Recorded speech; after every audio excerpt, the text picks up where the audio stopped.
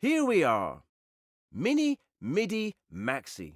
So, apparently the scroll wanted to lead us to the Rue de Midi and the entrance of the church Notre-Dame de Vincennes. In fact, the second symbol seems to correspond to the triangular pediments that decorate the facade. There are two of them, one over the entryway and one crowning the entire facade. But let's take a quick look at the history of this building. A long time ago on this very site stood another very old church, but it was destroyed during the French Revolution, so at the end of the 1820s, this one was built to replace it. The architect that designed Notre-Dame de Vincennes was the illustrious Jean-Baptiste Lazure. Do you see the immense pediment that crowns the facade, making it look like an ancient temple? This triangular element is placed upon two huge Ionic pilasters. An Ionic pilaster is one that has spiral scrolled capitals at the top of it.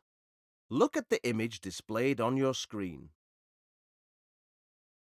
At the beginning of the 19th century, architects aspired at reproducing ancient Greek and Roman styles, and this facade is an excellent example of this.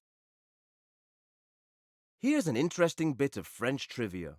From 1912 to 1934, a tramway whose only purpose was to transport the parish's funeral processions linked this church to the city's new cemetery created on the property of the neighbouring municipality of Fontenay-sous-Bois.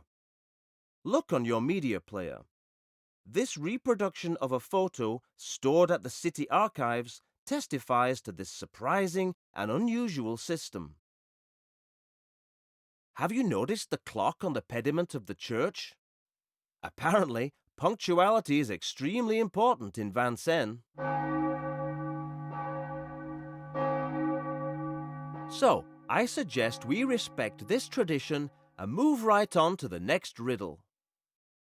Go back towards and cross the street called Rue de Midi.